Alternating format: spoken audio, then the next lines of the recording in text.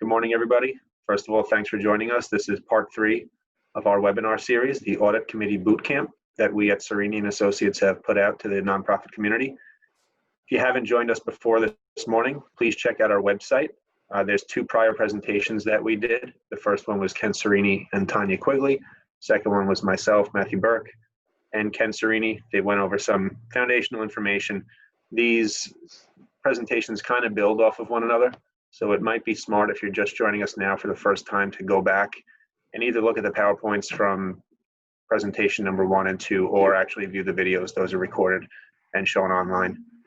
We will have a bit of a recap today of what was discussed in the prior 2 webinars. As I said, it does build on itself, so we should do a little recap, make sure everyone's on the same page. Many of you, I'm sure, were up late last night, as I was, so thanks again for joining so early. Shame on us for not realizing that it was election day the night before this presentation. We'll try to factor that in a little bit better next time. So with you this morning from our side, that's me, about 10 years ago, Matthew Burke. I'm a partner with the firm. I've been here almost about 20 years, work with probably about 100 nonprofits each year, mostly providing audit services, review, other financial statement related services. And we as a firm have a lot of consulting that we do for nonprofits. Really, it runs a gamut. Whatever a nonprofit may need, we can be quarterbacks for and do a lot of work for. With me is Tania Quigley. She is about to become our partner in about 2 months. She's right now an audit director. She'll be our 4th nonprofit or education partner within the firm. So as we continue to grow our practice, we are adding great talent and with that, great partners. So Tanya's been with us for about 15 years now. She has similar experience and a similar background as I do, as most of us do here at, here at Cerini. And that is dealing with a lot of nonprofit organizations. She also specializes in retirement plans, pension plans, which is relevant in this presentation because audit committees do exist to oversee those plans as well. And a lot of nonprofits do have retirement plans that are required to have audits and things of that nature. Tanya and I will be alternating this morning, so you don't have to listen to me the whole time. Gives us a chance to catch our breaths, catch our voices, drink some water, and really check to see if there's any questions that are in the chat as we go through this. So really the goal today, really first we want to start with a summary of what we want to do here. We do want to recap, I said, the prior webinars. The first one we spoke about general roles and responsibilities of an audit committee. It's really the background, the charter, what should go in there, when to meet, what to discuss at meetings. We gave like a nice timeline of what an audit committee should be doing at different quarters of each year that they're overseeing the board and working with the board. And then the last one we did last month was working with external auditors. Obviously a major component of an audit committee's responsibilities is working with the external auditors, the accounting firm usually. In there we covered factors to use when choosing auditors, when to terminate auditors, how to hire new auditors, communications that you should have with external auditors, review engagement letters, fees, all that good stuff. So check out those 2 prior webinars on our website and everywhere else you can find it. Today's webinar, we want to really gain a full appreciation of the depth of what an audit committee's detailed roles and responsibilities are. The word or the term audit committee is almost misleading because it's so much more than just dealing with audits. And you'll see that here. Understanding who the audit committee interacts with to achieve its goals. So the audit committee does not just work with the external auditors. There's also internal auditors that they may work with. They obviously have to communicate with the board, whose charter really makes the audit committee run, and members of management. So it's not just limited to the audit. That's something you have to take away from this. And most audit committees really are supposed to be running the risk management of an organization from a very high level and interacting with the board about that and with management about that. So many audit committee members don't realize that. They think that they're signing up just to deal with external auditors like ourselves, when in fact it's a lot more in-depth than that. It's supposed to be working on and focusing on areas of risks, control, systems, processes. So it's a very deep and involved role as an audit committee member that may go a little bit unappreciated. So hopefully by the end of this, in about 50 minutes, you'll have a really nice full understanding of that and what you as an audit committee member can do. We want to encourage anybody to chat as we go through this. Hopefully we have enough time to answer some questions at the end. If not, we'll be happy to answer them offline later. If you ever need anything from us, also feel free to reach out, find us on our website and reach out to any of us. So with that, Tanya is going to kick us off with purposes of an audit committee. Good morning, everyone. So the first slide is to go over the general goals of the audit Tania, I committee. think you're muted. I'm not hearing you. Oh, I know it's good. It's good. Sorry. that's good. Okay. So the general goals of an audit committee, and those are to ensure the organizational integrity and ethics. So the audit committee must always maintain independence, and they must maintain independence as they oversee such important roles of the organization, and that includes financial reporting process, the process over the internal and external audit functions, as well as monitoring the internal controls, and making sure that in general, like the overall integrity perception to the outside world is maintained. Another goal is the financial transparency, accuracy, and stability. So the audit committee should ensure that there's complete disclosure of the financial information that is being presented, and that is to review the financial information and make sure that it is complete and accurate. The audit committee members should have the skill set, or at least a basic understanding of the financial information to ensure that it's complete and accurate. So the financial information is being reported accurately and in accordance with the accounting principles of the organization.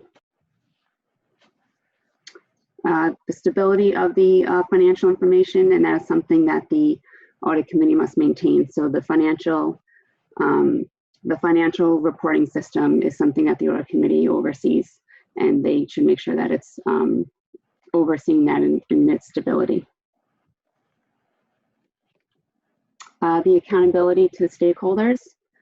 We will define what those different stakeholders are to the nonprofit organization, but in general, the audit committee is held accountable to ensure that the reports provided for the stakeholders is complete and accurate.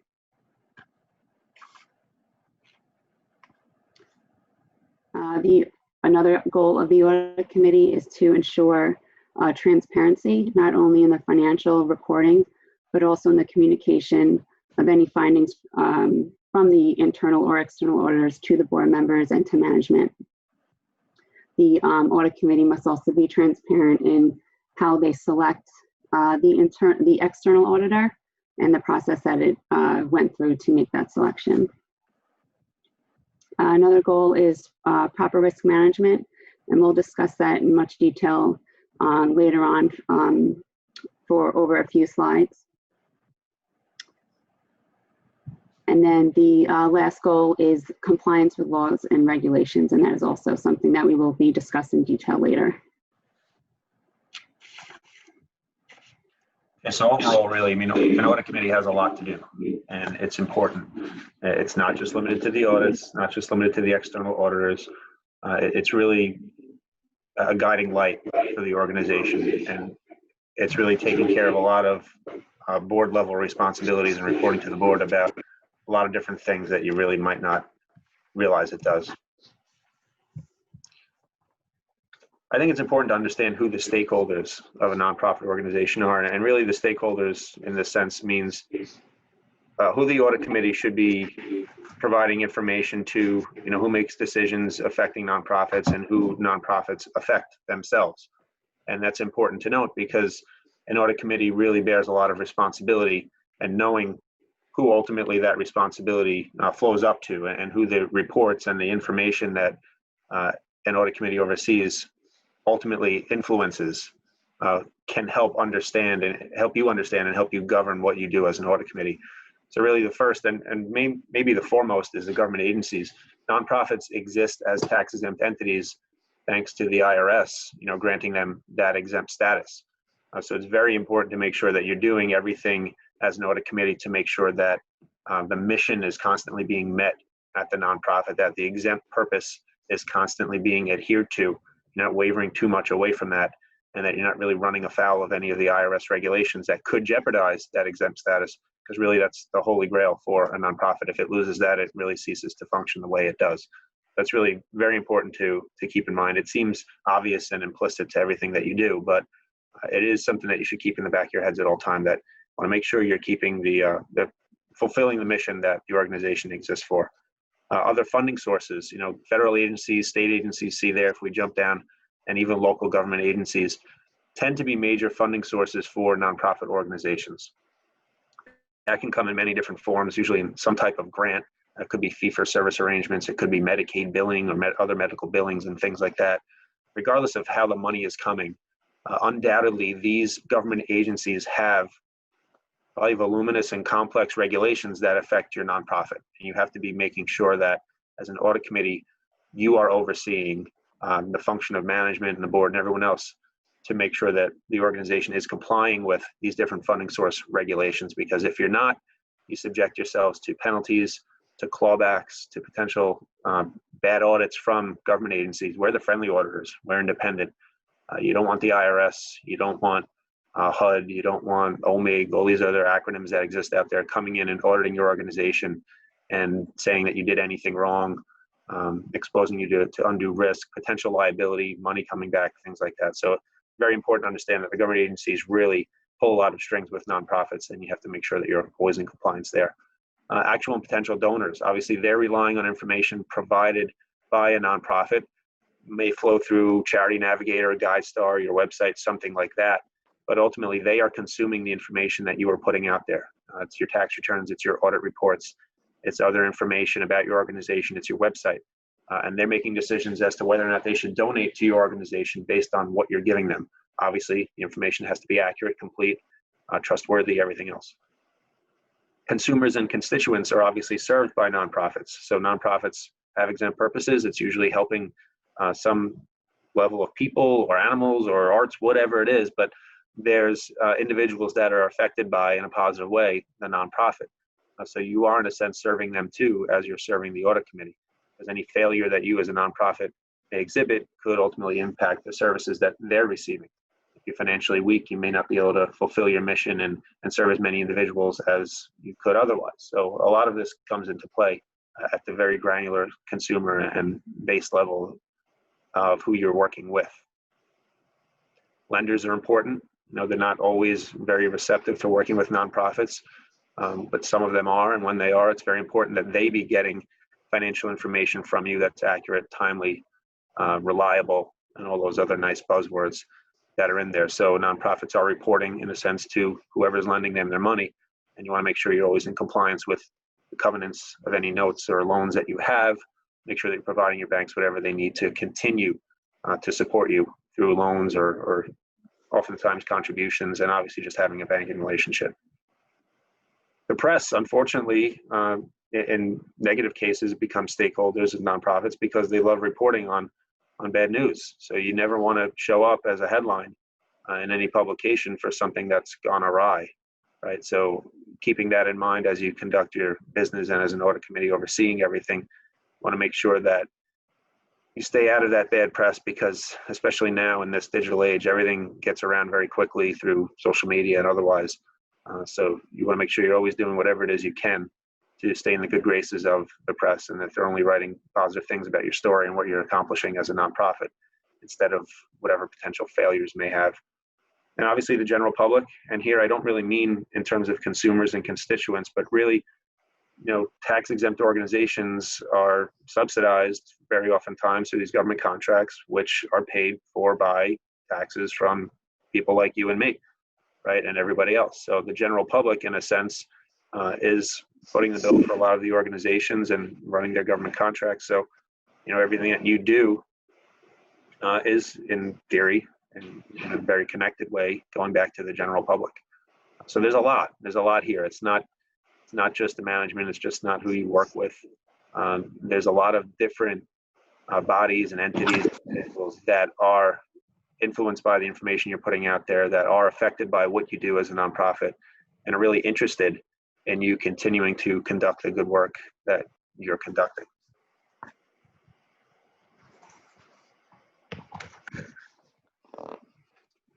Audit committee interactions. So the goals I mentioned previously, these are carried out through interactions with different members of management, the board, and external parties. So the board of directors, the audit committee will meet with the board of directors a few times during the year. This will include meeting with them to go over the information that was presented to the audit committee from the external auditors. Again, the external auditors and the audit committee meet twice a year as a pre-audit meeting to go over the work plan, the audit plan and timing, and then the post-audit meeting to go over the financial statements and any audit findings. The audit committee will report any findings and reports provided from the internal auditors.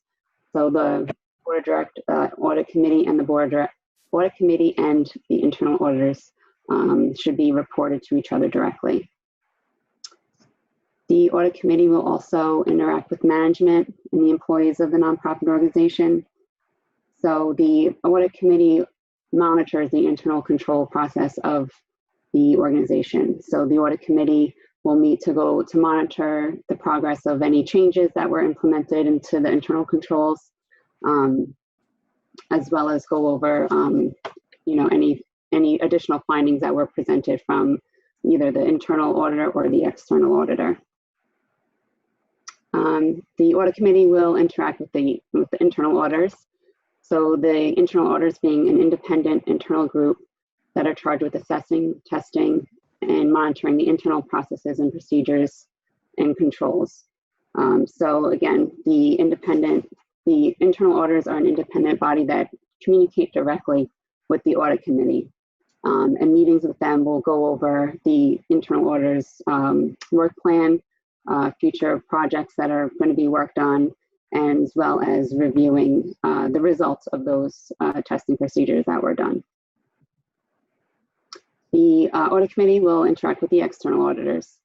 So the independent accountants that are hired to report on the accuracy of the nonprofit's financial statements. As Matt mentioned before, we had a previous webinar to go over the detail between the interactions of the external auditors and the audit committee. So again, the takeaway here is that there's a lot of different bodies, stakeholders, people that an audit committee interacts with. On the prior page, we talked about who's consuming the information. Here is who you have to deal with. And like I've been saying, it's not just the external auditors. There's a lot of different groups of individuals who have power and sway and responsibility for the organization that an audit committee has to work very well with and has to report to and has to keep apprised of what's going on to ensure that they're really fulfilling their duties as audit committee members. So I guess, I'm assuming everyone on this call, these 37 participants, you're all audit committee members. Just keep in mind that it is quite a job. There's a lot that's involved here. In terms of interacting with boards of directors, here's generally speaking what an audit committee should be talking about. Tanya alluded to the plans for internal and external auditors. So plans are what types of areas are auditors going to be focusing on? When will audits be taking place? What's the timing? What has to happen internally at the management level, the financial reporting level, to make sure that these auditors, whether they're internal or external, are getting what they need so that they can turn things around. From the outside, as auditors frequently and in our day jobs here, we definitely appreciate when audit committees get involved because they tend to crack the whip a little bit. Sorry to use the expression, but to make sure that management is getting us what we need to get so that we can be effective auditors. And we can cry all day about how people don't appreciate how complex an external audit can be and is. But audit committee members tend to understand that a bit more. They tend to realize that we can't audit nothing. We need information to keep ourselves going. If we have deadlines to report on the financial statements, on cost reports, on tax returns or anything like that, then we need to be supplied information. And the starting point for supplying us with that information is setting out a work plan and timelines and expectations for management to get us that. The audit committees themselves, just to clarify, don't usually provide us with much information for the audit, just maybe some information in terms of higher level context, but the documents and the answers to questions and the monotonous things that we do are almost always handled by management. But the audit committee, like I said, can be that little kick, make sure that management is doing what they're supposed to be doing. As part of the plans, also the fees, management should be aware of what the fees are. The audit committee usually retains us and engages us So they're the ones that are letting us in the door, so to speak. The other side of the coin, we have the plans and then the audit runs, and then there's results of these audits. So as a result of an external audit, you get financial statements. You usually have a tax preparation. So your 990s and your state tax returns are usually supplied by the external auditors. We have a management letter, which is issued. So again, this was covered in prior webinars, but a management letter is our opportunity to report certain required communications to an audit committee, but also findings, error corrections, adjustments that maybe we had to make to the books and records, recommendations for improvement, best practices that should be implemented. That's very important for audit committees to understand. It's a value add in a sense. It is a requirement from your external auditors, and it's something that the board definitely needs to be aware of. So when the audit committee is presenting to the board, or if they're even co-presenting with the external auditors themselves to the board, really want to focus in and hone in on what the result of the audit was. Was it a clean opinion? Was everything timely? Were there any difficulties encountered dealing with management? Were there any significant estimates or sensitive disclosures in the financial statements? Were there significant delays, and if so, why? All of that is relevant to the board. All of that is relevant to the audit committee. Internal audits are a little bit different in that they're internal. They're focused on systems and processes and controls, and their reports are usually a bit different than external audits. They don't have to be as formal. They don't necessarily follow a prescribed format, but similarly, it's very important to know what these internal auditors are finding. What process recommendations are they making? What flaws have they identified? What errors have they identified? And what's going to take place internally to remediate those and to really, change and optimize the controls and processes to make sure that those errors are not being repeated in the future. Risk management reviews, I keep saying to be covered later. Risk management is a very important role served by audit committees that is underappreciated and really undiscovered in a lot of ways. So risk management takes many different forms. We will go over that. But as the audit committee is performing those risk management procedures, making recommendations, making decisions, it should be bringing that to the board so the board is aware of everything that's going on. Internal controls, it's a bit of a geeky term that we as accountants and auditors like to use. Just know it really means the checks and balances, the systems, the processes, who does what within your organization, how duties are segregated, if there are documented policies and procedures and things like that, accounting manuals, personnel manuals, all of that, how that all comes together to make sure that the organization is producing timely, accurate financial information that's being consumed internally and by all those other stakeholders that I mentioned earlier. And really that their compliance with the different laws and regulations that are in place, and really not exposing the organization to undue risk of fraud, of errors, of misappropriation, of really anything bad from happening. So you want to design your controls to prevent and detect all of those different bad things. Audit committee really can serve an important role in reviewing all of that and describing to the board of directors, what its opinion is on all of that and what the board should adopt and what it should potentially change to make sure that internal controls are tight and strong. Legal regulations, I mentioned on the other page about how obviously you deal with a lot of government bodies, whether it's the IRS or funding sources and so on. And most of them, if not all, come with different types of legal regulations. So the audit committee, as part of its risk management procedures, will be making sure that you are complying with these different legal regulations. And if you are or are not, really that has to be communicated back to the board.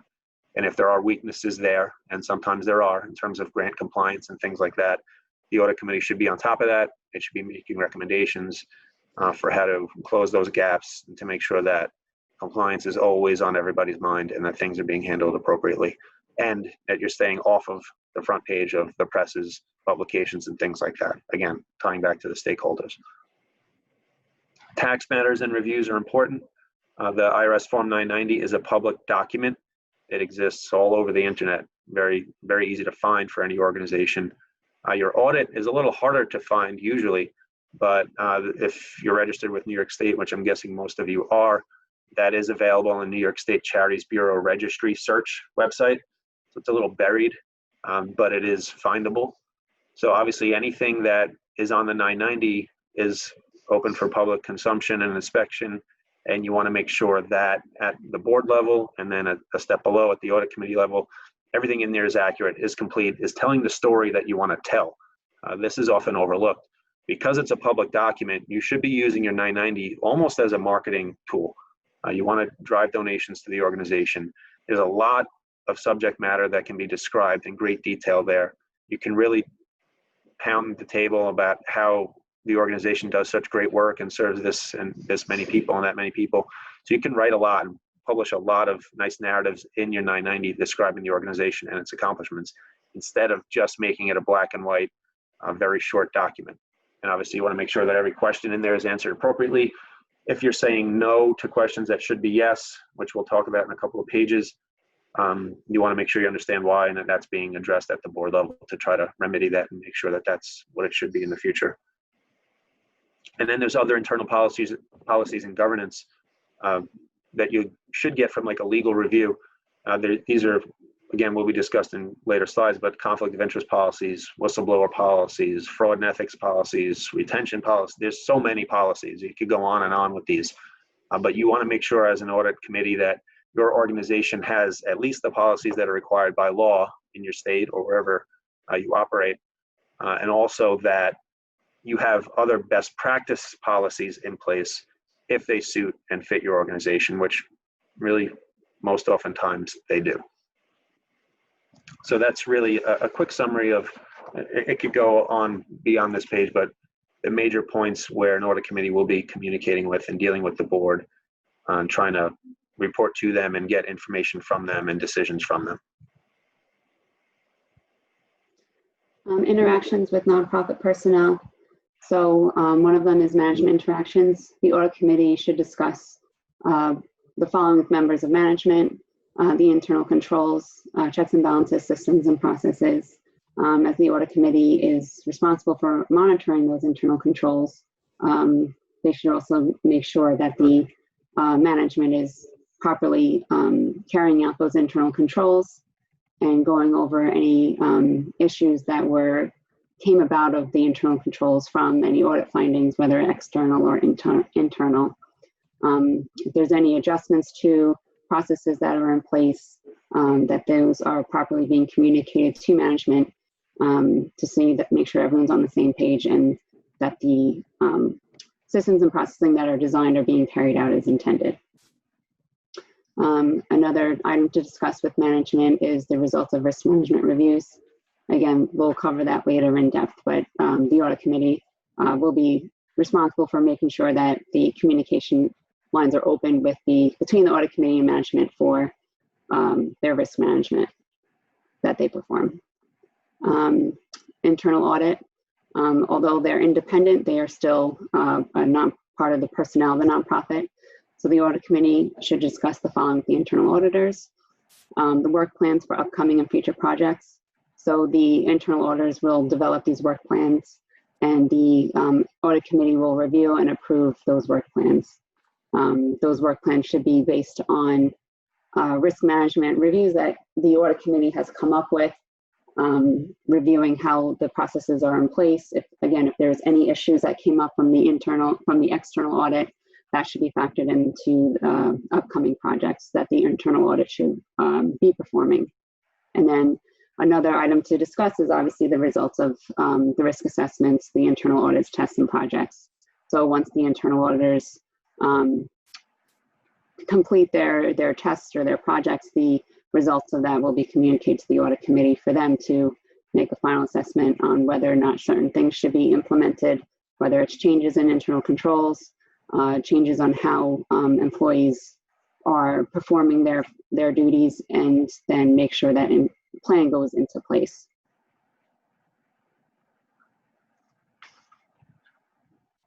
Now, we're throwing a lot at all of you, and it sounds like being an audit committee member is really a full-time job, and really don't want it to come across that way. But it is an involved position, and it shouldn't really be taken lightly. So when we're talking about interacting with nonprofit personnel, employees, or contractors of the nonprofit, it's not meant to be a day-to-day type thing. You definitely should have some sort of working relationship with the executive director or CEO, whatever you're calling it, definitely the CFO or the top finance person, finance director, controller, whatever it may be named for your organization, because they are the gatekeepers for a lot of the information that audit committees need to perform that risk management, to make sure that internal controls are up to snuff and are what they should be. So this isn't meant to micromanage or really oversee anything that Tanya's said now, or that I even said with dealing with the board. The audit committee does, though, have to consider all of these different factors when they're trying to perform their jobs. I'm getting into now governance, and I just saw a chat question about going over some of the policies, and here are some of the major ones. There's obviously more. And really what I would say for a lot of this, if you're really interested, obviously reach out to us, but there's a ton of information online. There's a website called Board Source that provides samples of these different policies. What I want to say before we go through all of this, though, is there's a fine line between legal and other, I'd say, disciplines that affect nonprofit management, especially when we get into these risk management areas, these governance areas. We know about a lot of this, but we don't purport to be attorneys, and we can't really practice law if we wanted to, because that's not what we do every day. So what we recommend is that organizations, and this really happens at the management level, but the audit committee gets involved and oversees it to a certain extent, should have a lawyer familiar with nonprofit concepts look over the policies and procedures that are in place for your nonprofit organization, your bylaws, maybe even your articles of incorporation, things like that. If they go back long enough, you should have a periodic review process and mechanism in place to make sure that you're constantly in compliance, because rules and regulations do change, and the lawyers stay on top of that stuff. We know about it. We try to inform everybody, but it sort of ends there. We do introduce our nonprofit clients into relationships with nonprofit attorneys all the time, because it is a very specific discipline area. And I don't want to offend anyone that's on the call that is an attorney in a general sense or in another discipline area, but there's definitely factors that come into play when you're looking at nonprofit documents as opposed to general business documents. So I see all too often that boards obviously have attorneys that serve, audit committees oftentimes do too, and an attorney who's a generalist in sense, or maybe a real estate attorney or something like that, HR, labor, is looking at these nonprofit laws and interpreting them when they may not be experts there. So I do recommend that you try to bring in the experts when you're dealing with the industry specific areas, which some of this is. So the major policies, and some of these are required by law. Conflict of interest, I know, is a new one that, fairly new, let's say, in the past few years, has become a requirement in New York State. So what we often see in dealing with our 100 to 200 nonprofits a year is that organizations tend to have conflicts of interest. They might be old and stale, though, and there's certain required elements that just came out a few years ago in the New York State law that compliant conflict of interest policies must have. So again, you want to have an attorney looking at that, making sure that you are in compliance. Conflicts of interest really is stating that any related party transactions between members of management or the board of an organization with family members or businesses that are owned by members of management and the board and things like that have to be fully disclosed and put forth before the board of directors. There has to be a specific process in place for reviewing and potentially approving these transactions, and how that gets documented in the meeting minutes and all of that. So that there's a process to it that has to be in place. I would say this might be the most significant policy because it is a legal requirement. You all should make sure that your boards that you serve have this and that it is compliant. Fraud and ethics is one that we're seeing more and more of, and we definitely recommend this. Fraud is something that unfortunately we have to consider and live with. And the most trusted bookkeepers and controllers tend to be the ones that are in a position to commit fraud and sometimes do. You know, it's not commonplace, but you know, the rare cases that frauds do befall an organization, it tends to be someone that's very trusted and someone you would never assume did anything. So there should be a policy in place really to set the tone at the top. A lot of this is that tone at the top. I know it's a buzz term, but it's important that the organization show its key members of management, its board, that it's serious about these things and that there is a process in place for identifying, dealing with, and remediating these issues if there are any. That goes along with the whistleblower policy. It ties into fraud. Obviously, if there are people who want to file complaints, they want to be doing that anonymously. This is very important nowadays too.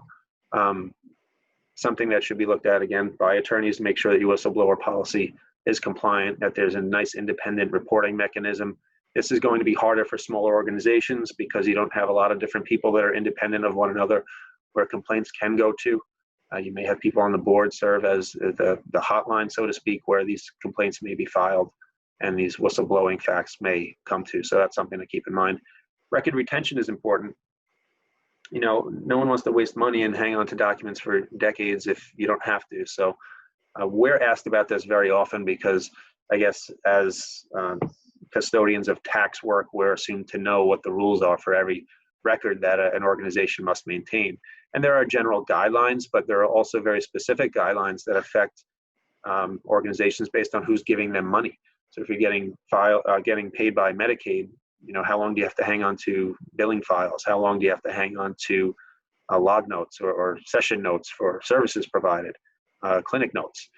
We don't necessarily know the answers to all those questions. Again, it speaks to the need to bring in very specific expert advice from the outside world who is familiar with these very specific subjects, whether it's in healthcare and nonprofit and things like that.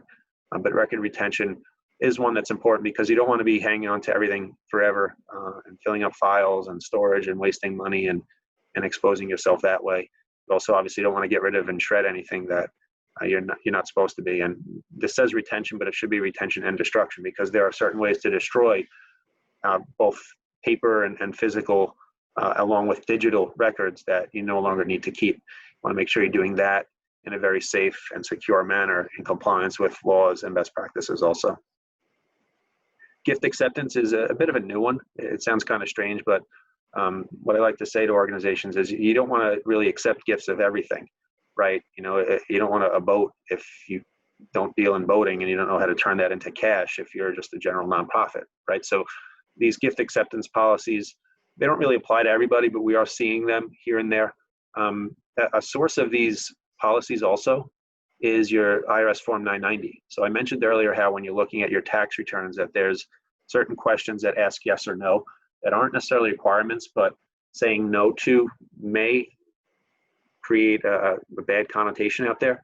And when you have Charity Navigator and these other oversight bodies, these watchdog organizations that are rating you and your nonprofit based on your answers to these questions, you want to answer them in such a way that produces a higher score. So if you look in the 990, there's a bunch of questions about these different policies. Do you have a conflict of interest policy? Yes or no? If yes, describe how it works. You have a gift acceptance, a record retention, a whistleblower, blah, blah, blah, all these different policies.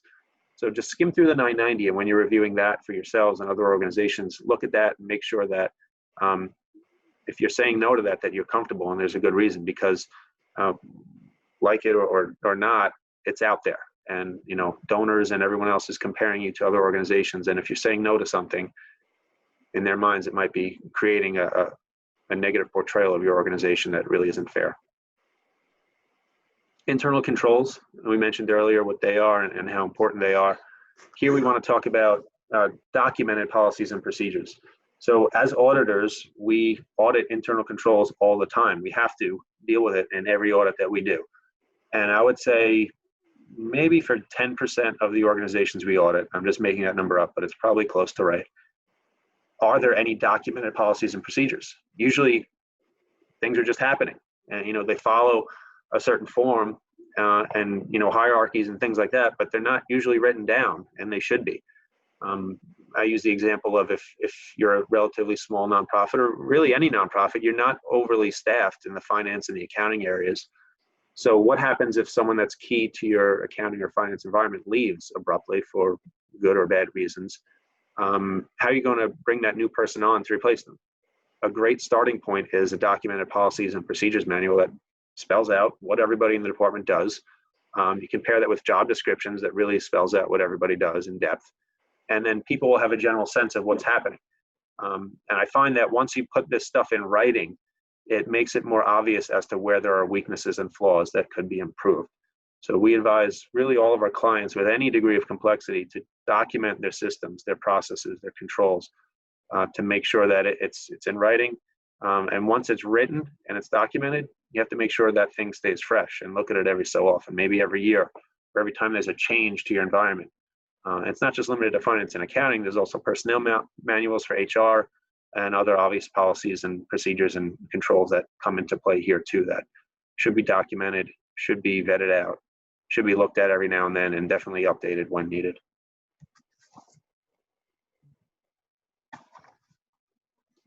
Government-related risk management for the nonprofit is taxes and exempt status. So the organization received this tax exempt status for certain reasons. What kind of programs does the organization run? What's its mission?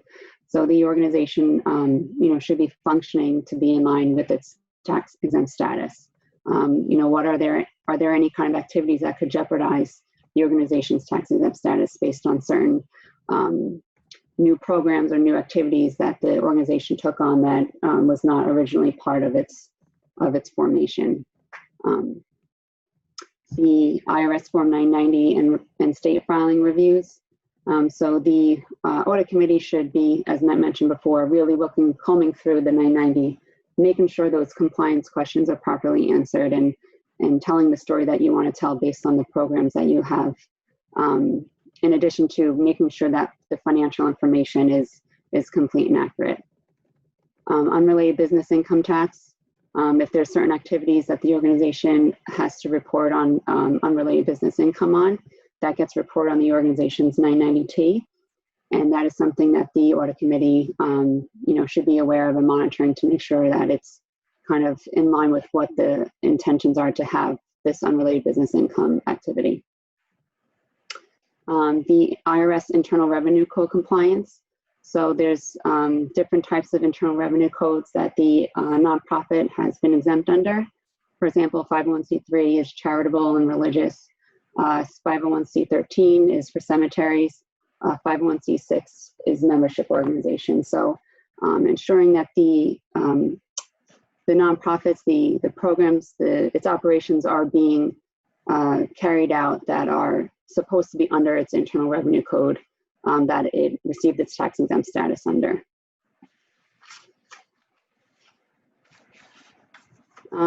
Regulations, the state laws and regulations, the New York Nonprofit Revitalization Act. Again, the Audit Committee plays a big part within that act that these nonprofit organizations should have. There's certain roles that are laid out in that act that the Audit Committee needs to follow, such as making sure that they meet with the Audit Committee, that they meet with the external auditors, that certain policies and procedures of the organization are in place as well. Compliance with contracts and funding sources, ensuring that the organization is performing certain service levels, maintaining documentation and reporting external audit requirements. The Audit Committee should be aware of the types of fundings that they receive from each source. So federal funding requires certain compliance audits as it receives a certain certain dollar amount of funding. So making sure that the organization is receiving those audits and properly reporting to the different types of funding sources is important. Billing protocols, rates, procedures, documentation requirements. So again, based on the type of funding that is received, whether through Medicaid or any other source of federal funds, state funds, the organization should have proper policies and procedures in place to ensure that the billings are done properly. Everything, the billing is done at the correct rates, and all the process from start to finish within these billing procedures are properly documented. Review of government agency audit findings. Again, the Audit Committee will go over any kind of findings from these government agencies as a result of their own audits. Again, other than your external auditor, you will have, depending on the type of funding that you receive, government agencies will come and do their own assessment, their own audits, whether it's over financial information or program related. And those audit findings will be presented to the Audit Committee, and then they have the chance to properly address those findings. Interacting with compliance officers. If the organization has Medicaid compliance program, they should have a compliance officer within that program. And the Audit Committee should be meeting with that compliance officers on a regular basis, very, sometimes throughout the year, just to make sure that any kind of issues that are being brought to the compliance officer's attentions are being properly handled, making sure that there's confidentiality within the person that's, bringing these issues to the awareness of whether it's the compliance officer or through another individual. So in terms of order of severity here, I just want to point out that the regulations area is probably at the top of the list of what's important and in terms of risk management for an organization. These funding sources have very complicated rules and regulations. They're very burdensome. They require very close attention by your staff. In often cases, they have very specific requirements. Tanya mentioned Medicaid billing.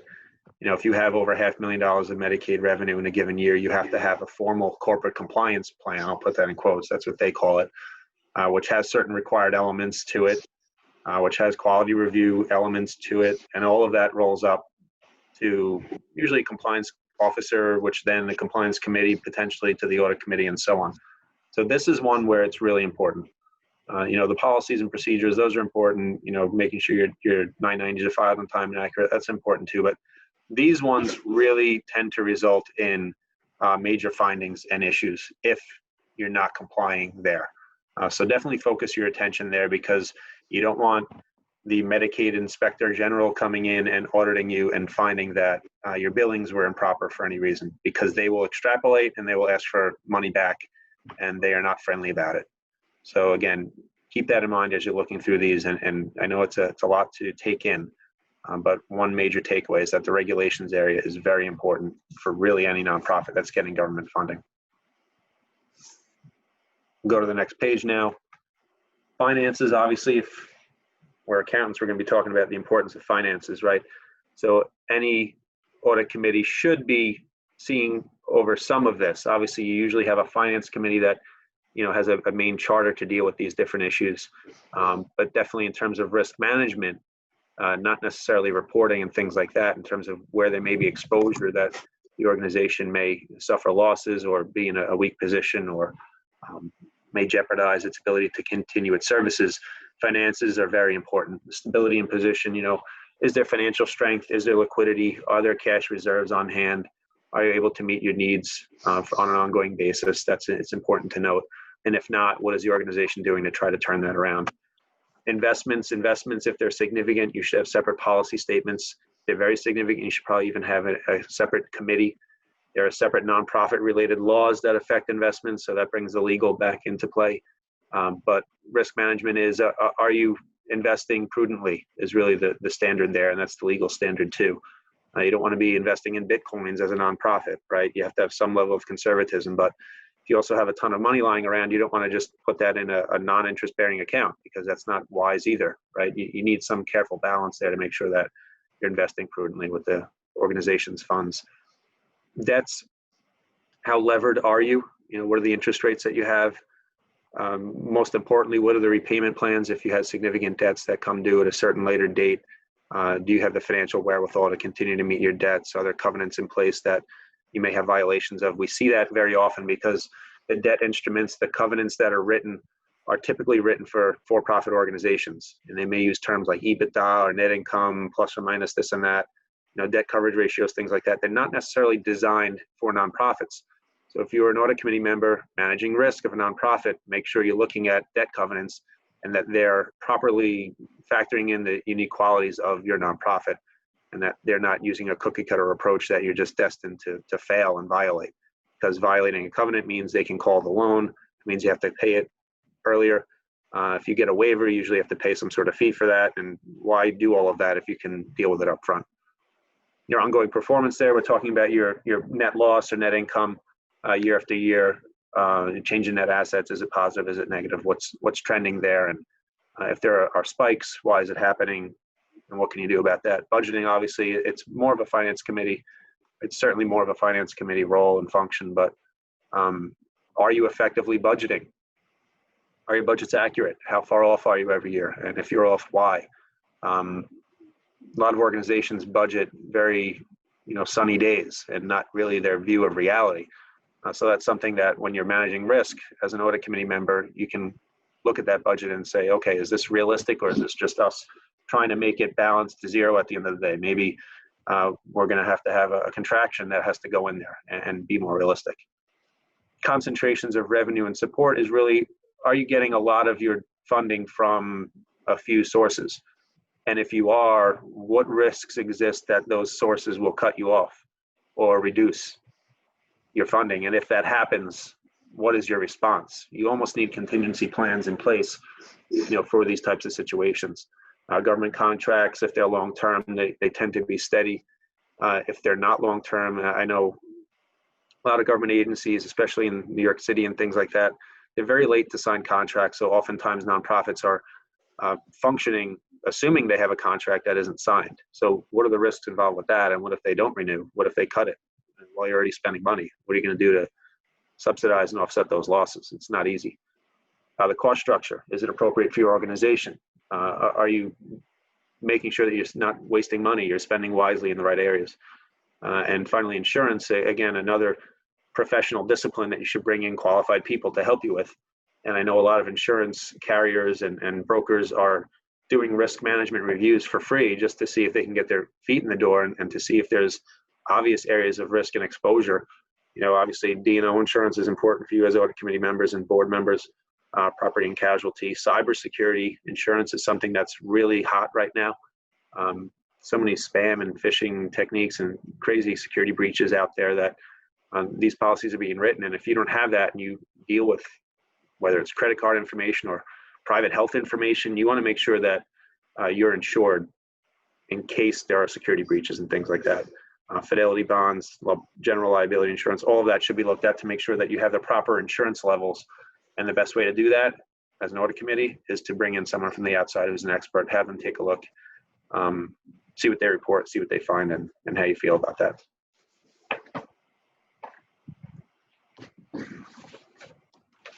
Okay, personnel, as it relates to human resources, every organization with employees should have a documented policies and procedures as it relates to their employees. So there should be an employee handbook that should be reflective for how the policies are set forth for its employees. There should be some kind of review of the employee handbook to make sure it's constantly up to date. Outsourcing to a professional that can review those, that HR, the employee handbook, the compliance with ever-changing regulations and rules. Again, having a professional come in to kind of, overlook what's being implemented to make sure that there's no room for non-compliance, especially now with COVID and other workplace safety matters. So is the organization properly following CDC guidelines, informing employees and outside parties of the changes in how the organization handles programs and just any kind of in general operations to see that proper safety is in place and that everyone is following the those CDC guidelines. Staffing levels, the organization chart and operating workflows. These are great tools to have in place as they're helpful in making sure that there's see who reports to who, what's the chain of command, and also just as a general layout to see if there's any potential risks for any kind of lack of segregation of duties or possible weaknesses in internal controls as far as how the organization operates and carries out its programs. Information technology. The organization should have policies and procedures regarding IT. Again, this is something that's a very hot topic, as Matt said. Making sure that the organization has policies in place, the employees are aware of these policies and are being followed. So there should be making sure that there's strict, security within each of the computer access that each employee is supposed to have the right access for the right employees that they should be having. Security, disaster and recovery. So making sure that there is a disaster recovery plan in place so that the organization doesn't have, if they do experience, power outages or whatever the case may be, that their data is properly backed up and securely secured so they can recover their information. Fraud, as Matt mentioned before, that the organization should have broad policies and whistleblower communications in place. This is very important to make sure that there's open communication of these matters to the audit committee or to whomever is being held responsible to receive that communication, which will then be reported to the audit committee. So making sure that this is properly in place can help reduce any kind of risk of the organization not properly handling these things as they become aware of them. So. Again, the need to speak with professionals about these matters is apparent here, right? Because IT, you're not assumed to be IT professionals. You may have them internally or you may have outsourced like we do. HR, you're not assumed to be HR professionals, but most companies outsource their payroll and HR management. So that's something that could come into play there. That's all we had in terms of the prepared presentation. I've been trying to answer questions as they come along. If anyone has any questions that you think I missed or anything else that we can answer later, please feel free to reach out to us. Again, look us up on the web. Thanks again for joining us this morning. Check out our website. There's a ton of information on there. Upcoming events. We have the Cerini Nonprofit Connection. It's a monthly interview. Our founding partner, Ken Cerini, goes through and speaks with different people from different walks of life in the nonprofit world. Next week, November 10th at noon, we have an interview with Erin Ward and Bobby Ellert, both fundraising professionals. So obviously fundraising is an important topic, especially nowadays with COVID. Events have been canceled or turned into virtual. Donations may or may not be down depending on what you're doing and what types of organization you are. But it's definitely very relevant now. Also on our website, there's blog postings, there's constant feeds of information. Whenever anything affecting the nonprofit sector pops up, we like to be very quick in getting the word out about it. So if there's anything we can ever help any of you with, please let us know. Until then, until we see you all again, thanks again for joining and stay safe out there.